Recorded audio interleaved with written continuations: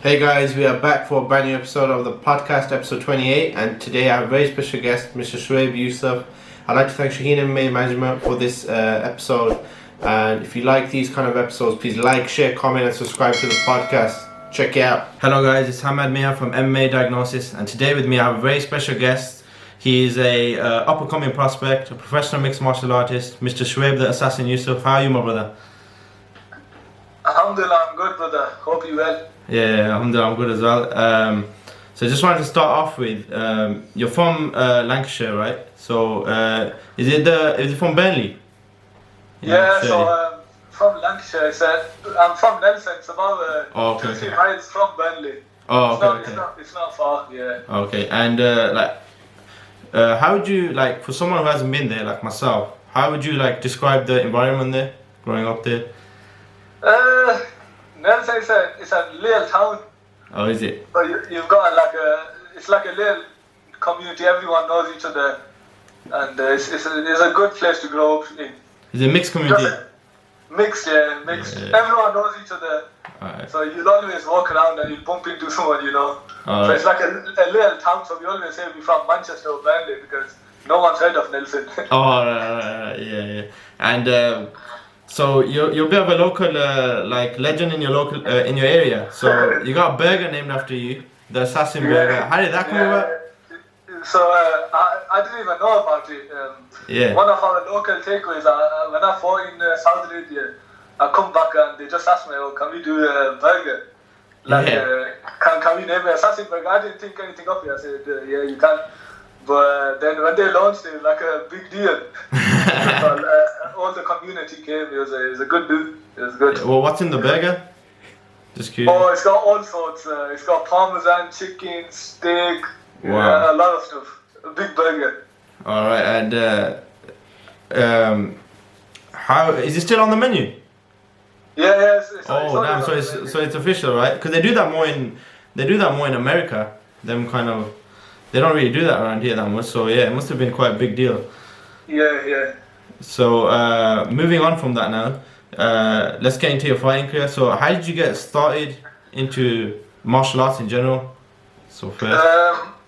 When I was about 7 years old, my uncle and my uncle used to do jiu-jitsu.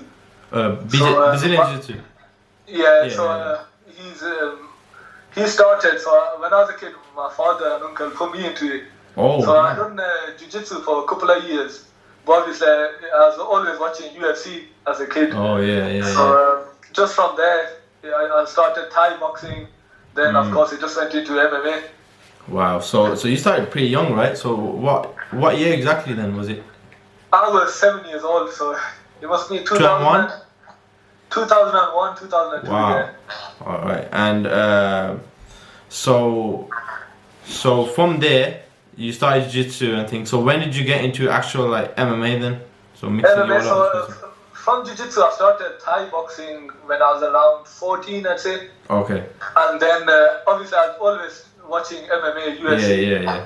So you always just messing about yourself. And when I was 18, I had my first amateur MMA fight. So amateur. So. But before that, I was competing in Thai boxing and a lot of jiu-jitsu competitions. Alright, Thai boxing, was it amateur? Yeah, amateur Thai boxing. Okay. Because I was only like 14, 15 years old. How many fights did you have in Thai then? So I had about 10, 15 fights, but like a lot of interclubs as well. So they weren't like classed as fights. Yeah, I know, yeah. Burners, right? They're like basically... Yeah, so you just go and fighting with shin pads and then... Because you know what it is about interclubs? They say no one wins and it's thing, but the other guys try and knock your head off. Yeah, it's just like a fight. It's like a fight really, but there's no commission or anything. Yeah. So you start amateur, and then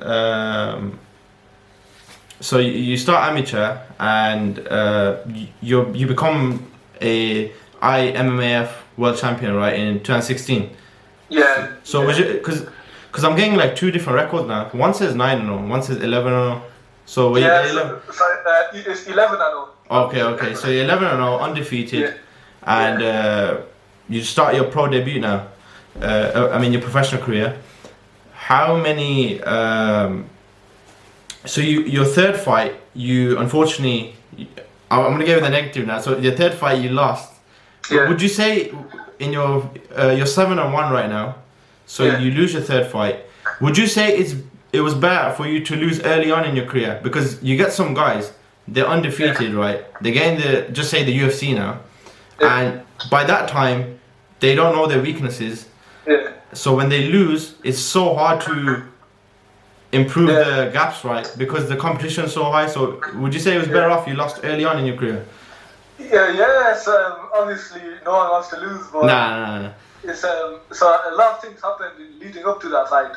So it's these guys. So obviously, I learned that obviously if things aren't going my way, I learned a lot of things from the fight. So obviously, in a way, I'm glad it happened early in the career rather than later on because I've learned from it. Yeah, because I was going through your fights. I noticed like later on in your recent fights, the main two things that impressed me the most anyways was the jab and your clinch, so your Thai clinch, your Thai plum. Have you been like working on that specific area, your boxing and your Thai boxing? Yeah, to tell you the truth, I tried to work everything. Yeah. I think in MMA, the clinch isn't, they don't use it as well. And the jab. And the jab, So, and I go do a lot of camps in Tiger Muay Thai in Thailand. Oh, Tiger, yeah. Yeah, so they always clinching and all that there, so I'm just trying to learn from them lot. Yeah, because in your recent fight, you dropped the guy with the jab. Yeah. So I was looking at it, I was like, okay, so you won that fight by, was it rear naked? The second round, Yeah, so because out of your 7 victories, I think you've been decision only once? Yeah, that was in ACB Dubai, once. Yeah, so your finisher, right? Does that put pressure on you now? Like, are people expecting you to finish now your fights? Tell the truth, I don't really. I go in there to expect a 3-round fight, but if the finish comes, it comes. It comes, yeah. And alhamdulillah, all of them. Alhamdulillah, man. Yeah, so I noticed when watching your fights, you can hear a big crowd, so they're shouting Yousaf. So does that add any pressure when you're competing, or does that help you in a way? It helps me in a way because alhamdulillah, I got a lot of lads that supporting me local, and it motivates, it pushes you. So and I'm used to it now because from my first time to fight, they've always been there. So your current fight team is Eagle Fight Club. Is it Eagle? Yeah. And so have they always been your team for MMA, anyways, in general? So I started with them since I was amateur, but I trained local as well. Okay. There's a gym in Burnley, Muscle Factory. Right. A few good lads there, so I'm a bit here, there, everywhere. Then I go Manchester for my BJJ, so it's just a lot of traveling. Wow. But I try to go abroad sometimes for like a camp. Alright, and so your team, your different like areas. How does that influence your style then, your coaches? So I like doing everything separate. So I have a jiu-jitsu coach, a separate Thai boxing coach, a separate wrestling coach, and then put it all together. Yeah, because because you see a lot of gyms, they have like everything under one roof, right? I don't really like that because everything's under one roof. Is you don't have the best in each discipline. Okay, I get it. So if you go to just a wrestler, it's just pure wrestling. But of course, you need to put it all together as well. Yeah, and so you trained in Tiger Muay Thai. How was the experience in striking level from there and from here? So is it a big jump or is it? It is, of course, because they've been doing that since they're kids. So elbows and knees and everything it is like a big jump. I would say the Tabo is not like a major jump, but they've got like from Tiger you have people all around the world, Russians from everywhere. So it's good to just mix it up with all these guys. Nice. And so you signed a 4-fight deal with Brave CF, so in the Middle East, right? Why Brave in particular? Because Brave, they're doing a lot of good things for the sport, and they also got a lot of different countries. They've got a lot of good fighters. They're doing a lot for the amateur now that the IMMAF is also in Bahrain, and so it's a big organization. So they sent me a deal and I just signed it. Yeah, because the reason why I'm asking that is because looking at your amateur record, you're world champion in amateur, and then your professional career, you got a solid record. So you could have gone quite a few organizations, right? From Cage Warriors, Bellator. So that's why I was asking why Brave in particular. They do a lot of shows, and they got a good, solid stable of fighters. So it's a no-brainer. And so are you training full time, or are you like working on the side, or? Yeah, full time training. Full time training. Okay, that's so good. I do teach a bit of MMA. You got. But when I'm in camp, it's a bit hard. So. Balancing. Full time. And so how often are you like teaching them? Is it? It depends. If I don't have a fight, I'll teach a lot more. But when I'm in camp, I'll cut it down or even stop teaching at all. Alright. So is it like just MMA classes, or is it jiu-jitsu? MMA. So it depends what the person wants to do. They might want to grapple, strike, MMA. So it just depends on the person.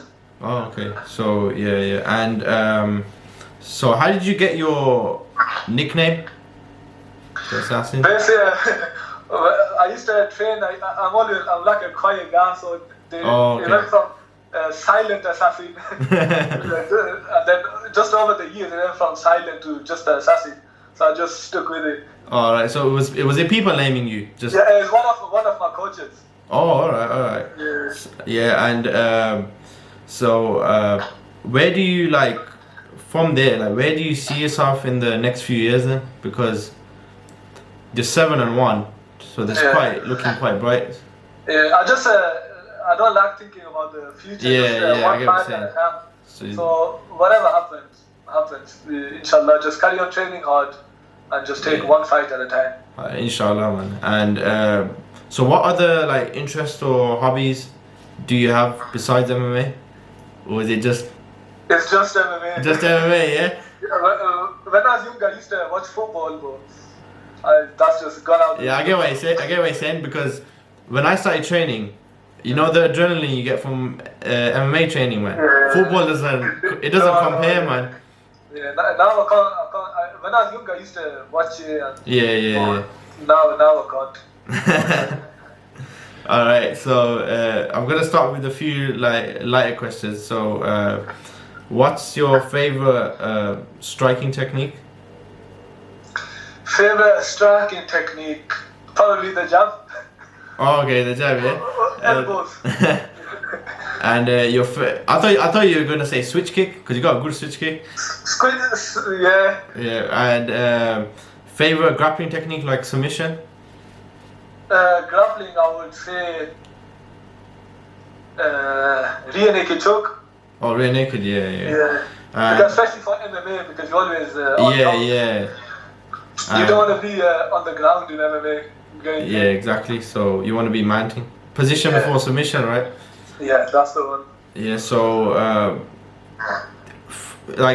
when you watch MMA, there's always one fighter that got you hooked onto the sport. So for example, for me it was GSP, right? Was there one particular fighter that you watched that got you into the sport? For me, I've always been a big fan of Aldo. Jose Aldo, yeah. So watching him is he's the man. So what do you think of his career? Because he had a solid run, and then he loses to Conor, and now everybody kind of says he's not. Yeah, I think once he lost to Conor, he's still obviously now he's got moved to bantamweight. He should be fighting for the title. I think he was meant to be fighting, but he's still up there. But we'll see what happens. Would you consider him the GOAT at featherweight? Yeah. Because from WEC, he was WEC champion. Long-time UFC champion. So I would say he's the GOAT of the featherweight division. Yeah, because for the people that don't know, WEC was the main organization for the lighterweights, right? Below lightweight. Yeah. Featherweight, bantamweight. Yeah. So and if you had one fighter you could fight, so open weight class, any which fighter would it be? I really haven't thought about that one, but in the near future I'd like to fight for the Brave title. So whoever has that. Oh, okay. But I just mean a dream fight to anyone. A dream fight? No idea. Serious? No idea. But how long do you see yourself getting to that title? Because I don't see how depth is that division, the featherweight in the Brave. How many? What were the top fighters? There was a few good fighters, but the champion was Bubba Jenkins. Oh, Bubba Jenkins was okay. But I think he's gone to a different organization now. Oh, has he? Yeah, so I don't know what they're doing, or I don't know who's be fighting for what now. That would be an interesting matchup, considering he's a national wrestling champion, right? Yeah. He's a good wrestler. Yeah. Yeah, so that'd be I think that would be in a good test, if you fought for the title, because he's fought in a few big organizations, right? Yeah, he's fought at ACB, he fought on Bellator. Yeah, so he's fought some big organizations. Yeah, because he's had trouble with the jiu-jitsu and a bit of the strikers, right? So I think you'd probably be a bad matchup for him. Yeah, so see what happens. Inshallah. And if you so currently how can we get your name bigger? Because obviously you've got a couple thousand followers, but from what I've seen, your name should be even higher, man. Because you're first of all, you're from UK, you're Pakistani, and you're 11-0 as an amateur and 7-1 as a pro man. So what do you think it is? Because there's some guys that have more of a following than you, but you're up there, man. I think I'm not really good at talking. I don't really do a lot of talking, so a lot of people are good at promoting themselves. Yeah, I get what you're saying. So you're all about business, right? Yeah, but I think inshallah the main thing is fighting. Yeah, so I think that everything will come. Yeah, I think your name will get out there eventually, anyways. Because see, that's why it was good that I'm happy that you came on here now. So you probably will get a few people from like Birmingham or like these regions, and either we see you. So you can get that even more support now from Pakistanis in general. So inshallah. So what do you think about? So obviously you're Muslim, right? And Habib's now won the belt. He's a UFC champion, right? First Muslim UFC champion. Do you think that helps for a lot of opens the doors for a lot of other like kind of Muslim athletes?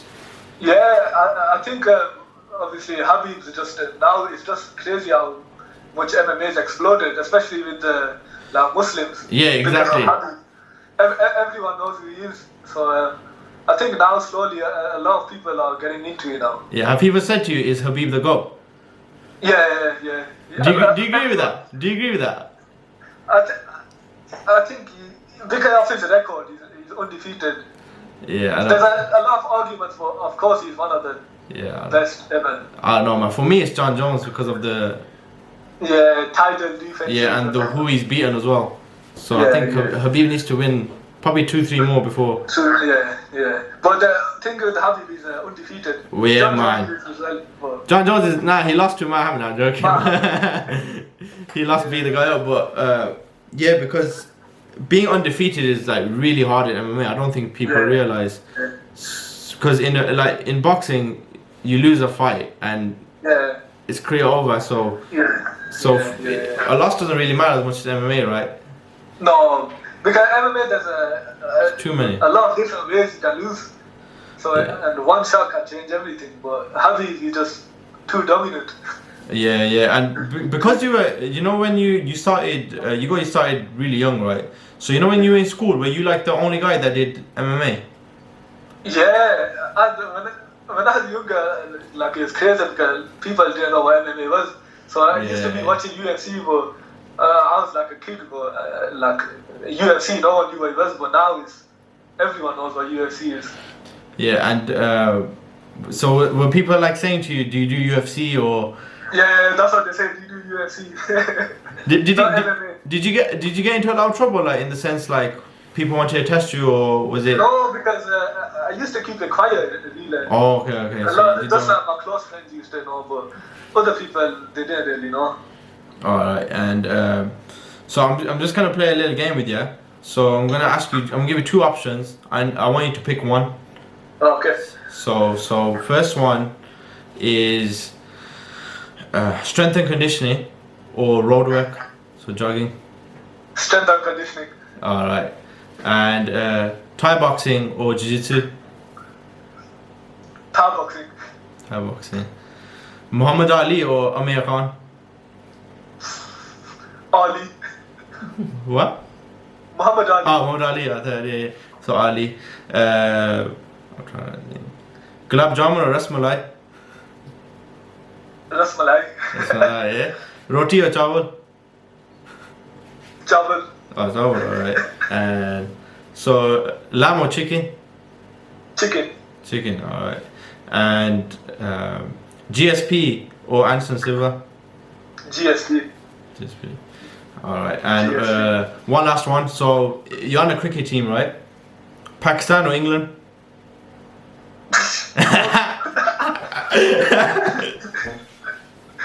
Both, yeah? You can't pick both, bro. Gun to head, man. Can't pick one.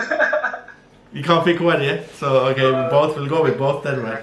I think that's like the Amir Khan and Muhammad Ali question. Oh, okay, yeah. It was a bit of a... It just came Muhammad Ali or... Yeah, I get what you're saying. So, I'd like to I'd like to thank you for your time.